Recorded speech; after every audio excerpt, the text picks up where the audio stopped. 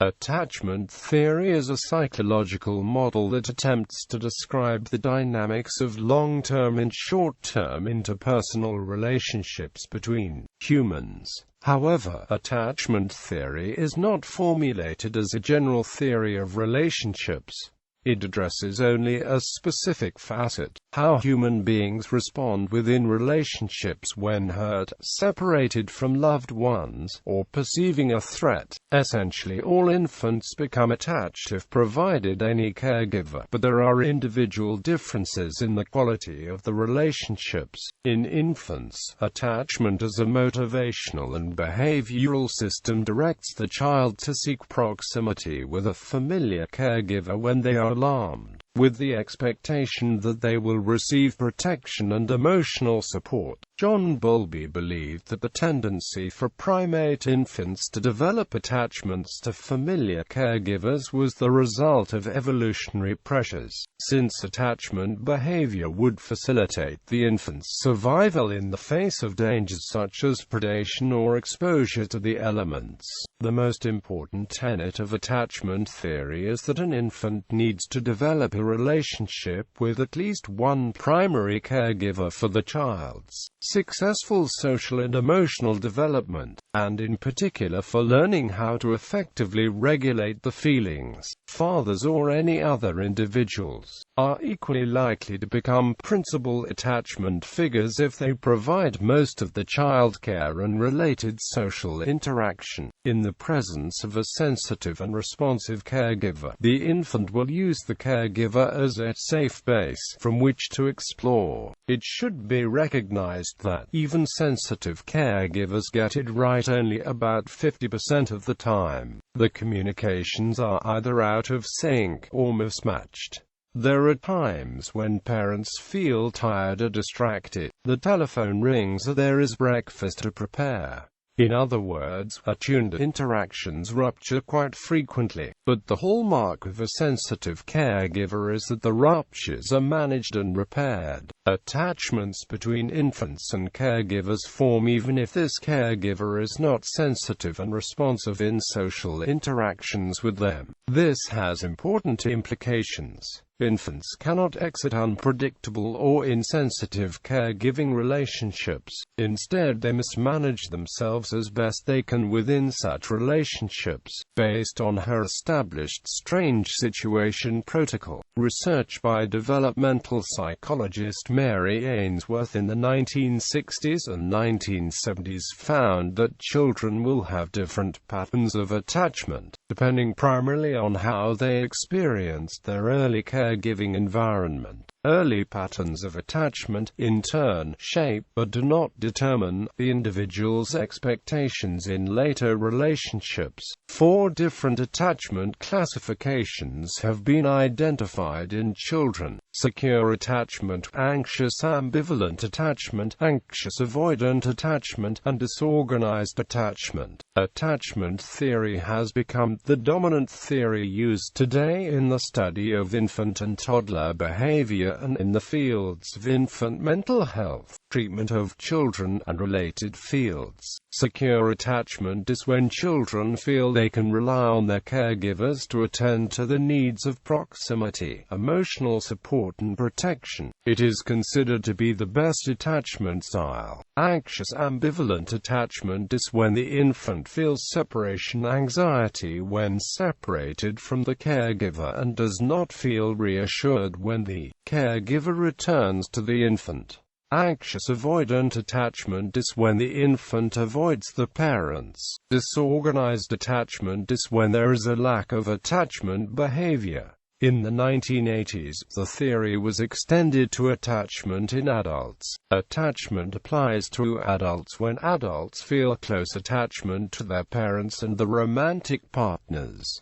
Infant attachment. Within attachment theory, attachment means a biological instinct in which proximity to an attachment figure is sought when the child senses or perceives threat or discomfort. Attachment behavior anticipates a response by the attachment figure which will remove threat or discomfort. Such bonds may be reciprocal between two adults, but between a child and a caregiver these bonds are based on the child's need for safety, security and protection, paramount in infancy and childhood. John Bowlby begins by noting that organisms at different levels of the phylogenetic scale regulate instinctive behavior in distinct ways, ranging from primitive reflex-like fixed action patterns to complex plan hierarchies with sub-goals and strong learning components. In the most complex organisms, instinctive behaviors may be goal-corrected with continual on-course adjustments. The concept of cybernetically controlled behavioral systems organized as plan hierarchies thus came to replace Freud's concept of drive and instinct. Such systems regulate behaviors in ways that need not be rigidly innate, but, depending on the organism, can adapt in greater or lesser degrees to changes in environmental circumstances, provided that these do not deviate too much from the organism's environment of evolutionary adaptedness. Such flexible organisms pay a price, however, because adaptable behavioral systems can more easily be subverted from their optimal path of development. For humans, Bowlby speculates, the environment of evolutionary adaptedness probably resembles that of present-day hunter-gatherer societies for the purpose of survival and, ultimately, genetic replication. Attachment theory is not an exhaustive description of human relationships, nor is it synonymous with love and affection, although these may indicate that bonds exist. Some infants direct attachment behavior toward more than one attachment figure almost as soon as they start to show discrimination between caregivers. Most come to DSA during the second year. These figures are arranged hierarchically, with the principal attachment figure at the top. The set goal of the attachment behavioral system is to maintain the accessibility and availability of the attachment figure. Alarm is the term used for activation of the attachment behavioral system caused by fear of danger. Anxiety is the anticipation or fear of being cut off from the attachment figure. If the figure is unavailable or unresponsive, separation distress occurs. In infants, physical separation can cause anxiety and anger followed by sadness and despair. By age 3 or 4, physical separation is no longer such a threat to the child's bond with the attachment figure. Threats to security in older children and adults arise from prolonged absence, breakdowns in communication, emotional unavailability, or signs of rejection or abandonment.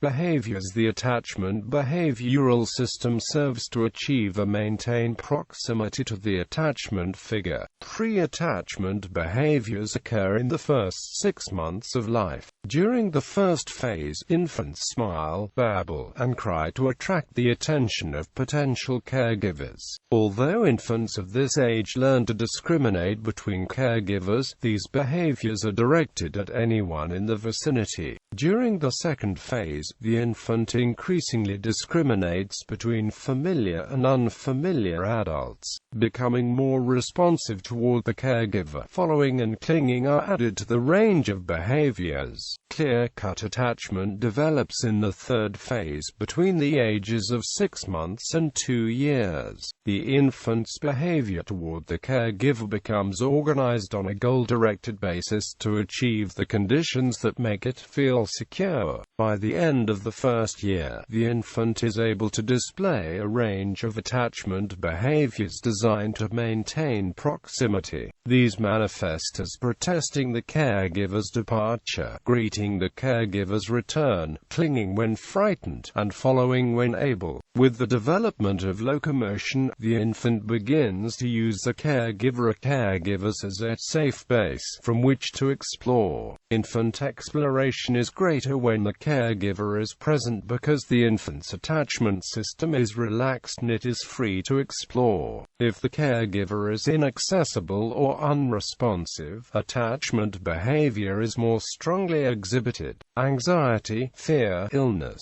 and fatigue will cause a child to increase attachment behaviors. After the second year, as the child begins to see the caregiver as an independent person, a more complex and goal-corrected partnership is formed. Children begin to notice others' goals and feelings and plan their actions accordingly. For example, whereas babies cry because of pain, 2-year-olds cry to summon their caregiver, and if that does not work, cry louder, shout, or follow. 10. Its common attachment behaviors and emotions displayed in most social primates, including humans, are adaptive. The long-term evolution of these species has involved selection for social behaviors that make individual or group survival more likely. The commonly observed attachment behavior of toddlers staying near familiar people would have had safety advantages in the environment of early adaptation, and has similar advantages today. Bowlby saw the environment of early adaptation as similar to current hunter-gatherer societies. There is a survival advantage in the capacity to sense possibly dangerous conditions such as unfamiliarity, being alone, or rapid approach. According to Bowlby, proximity seeking to the attachment figure in the face of threat is the set goal of the attachment behavioral system. Bowlby's original account of a sensitivity period during which attachments can form of between 6 months and 2 to 3 years has been modified by later researchers. These researchers have shown that there is indeed a sensitive period during which attachments will form if possible, but the time frame is broader and the effect less fixed and irreversible than first proposed. With further research, authors discussing attachment theory have come to appreciate that social development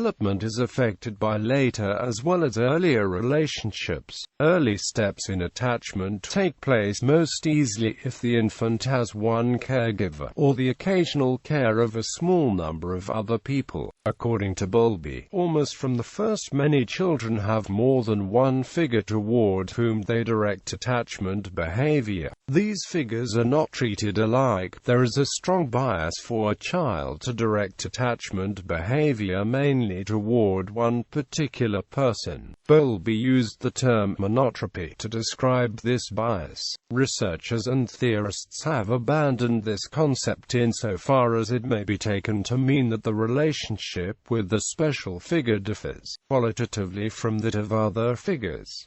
Rather, current thinking postulates definite hierarchies of relationships. Early experiences with caregivers gradually give rise to a system of thoughts, memories, beliefs, expectations, emotions, and behaviors about the self and others. This system, called the internal working model of social relationships, continues to develop with time and experience. Internal models regulate, interpret, and predict attachment-related behavior in the self and the attachment figure, as they develop in line with environmental and developmental changes. They incorporate the capacity to reflect and communicate about past and future attachment relationships. They enable the child to handle new types of social interactions, knowing, for example, that an infant should be treated differently from an older child, or that interactions with teachers and parents share characteristics. This internal working model continues to develop through adulthood, helping cope with friendships, marriage, and parenthood, all of which involve different behaviors and feelings.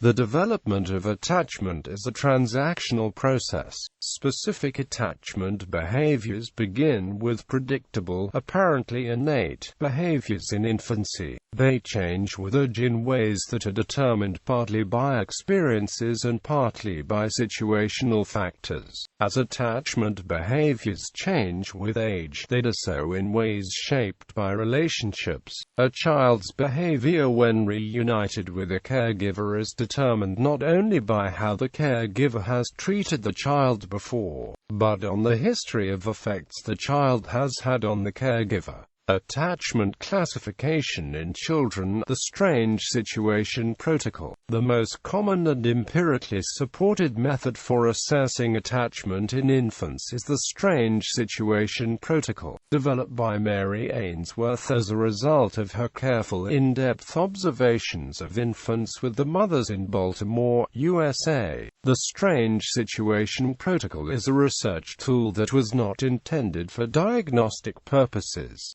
While the procedure may be used to supplement clinical impressions, the resulting classifications should not be confused with the psychiatric diagnosis, reactive attachment disorder. The clinical concept of RAD differs in a number of fundamental ways from the theory and research-driven attachment classifications based on the strange situation procedure. The idea that insecure attachments are synonymous with RAD is, in fact, not accurate and leads to ambiguity when formally discussing attachment theory as it has evolved in the research literature. This is not to suggest that the concept of RAD is without merit, but rather that the clinical and research conceptualizations of insecure attachment and attachment disorder are not synonymous.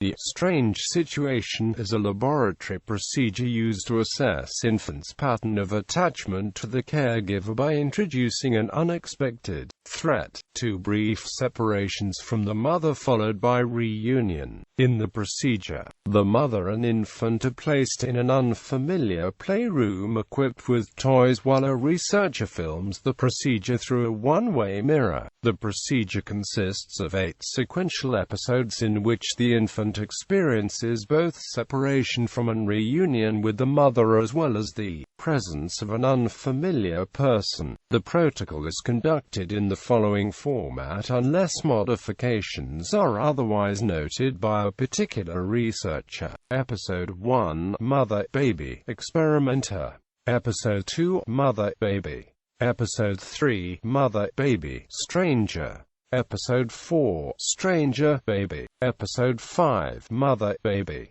Episode 6 – Baby Alone. Episode 7 – Stranger-Baby. Episode 8 – Mother-Baby. Mainly on the basis of the reunion behavior in the strange situation paradigm, infants can be categorized into 3 organized attachment categories: Group B, Group A, and Group C. There are sub-classifications for each group. Beginning in 1970, a series of expansions were added to Ainsworth's original patterns. They include the following: B4A, CD, disorganized, B5A+, C+, and AMP, depressed. At later ages, additional categories have been described. Each of these patterns reflects a different kind of attachment relationship of the infant with the mother caregiver. An infant may have a different pattern of attachment to each parent as well as to alternate caregivers.